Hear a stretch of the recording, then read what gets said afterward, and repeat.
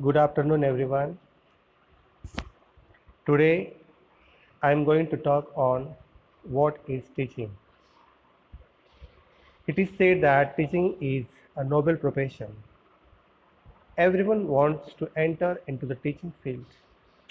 Even the students wish to enter in teaching field, and they think that teaching is a very easy field and they can easily teach to the students. But my friends, today I am going to explain the facts about teaching and its characteristics. The first point is that teaching is an interactive process. Whenever teacher teaches to the students, the teaching should be from both sides. It should be interactive. It is not the one-way process, it's two-way process.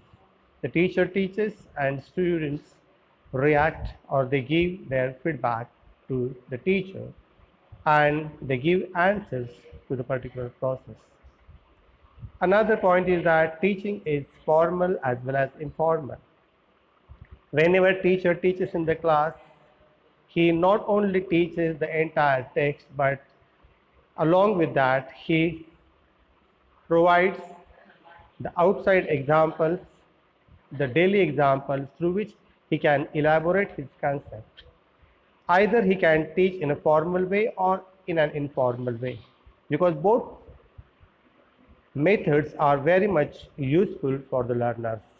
Now the next is teaching is art, craft as well as science.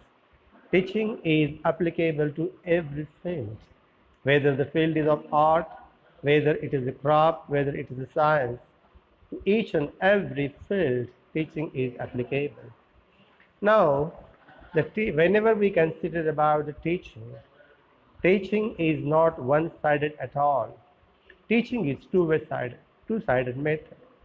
Because in teaching, not only teacher teaches, but the learners listen to the teacher and they respond accordingly. And that's what I can say that teaching is not a one-sided method, it's a two-way process. Now, we can say that teaching is not an independent activity. Whenever the teacher teaches to the entire class, he is not supposed to go in the class to teach the entire text to the students, the planned topic to the students, and deliver the text to the students as one-sided. But along with that, teachers should not consider that it is an independent activity. He has to involve the learners or the students in teaching learning process. Whenever student learns, whenever student listens from the teacher, now they also try to develop their personality. They also try to develop some kind of concepts in their mind. And in this way, I can say that teaching is not an independent activity. Oh, teaching is a planned activity. Someone says that teaching is not a planned activity, but I can say that teaching is a planned activity. Whenever teacher, whenever teacher wants to go in front of the students, he has certain plans in his mind. He implements those plans in front of the students in the form of planned activity. If there is no planned activity, how a teacher can teach to the students? If he go in unplanned manner, the teacher will not be able to deliver or to give his best in front of the students. And in that context, teaching is diagnostic, teaching is remedial. Teaching is diagnostic means whatever the teacher teaches the class, the students learns it and teacher tries to understand the difficulties of the students. He can see whether the students are able to learn. He, he can recognize really students are going to understand it or not. If the students are poor, if the students are slow learners, then he can apply remedial teaching method. And whenever teaching goes on, the teaching is always dominated by communication skills. If the communication skill of a teacher is good, if he is well proficient enough in his teaching, then automatically the learners also try to acquire the skill of communication skills in their life. And that's what I can say that good teaching is democratic, because in good teaching the teacher teaches, learner learns. It is a both it's a both interactive process, and it is democratic also. Whatever teacher teaches to the students, it is the duty of the students to interact with the teacher whenever they want.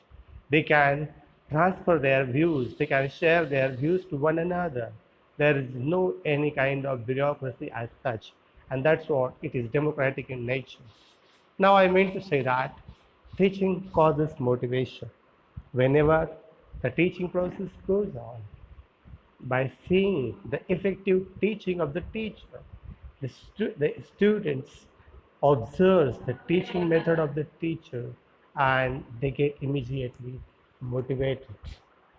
And lastly, my friends, I want to say that teaching is professional in character.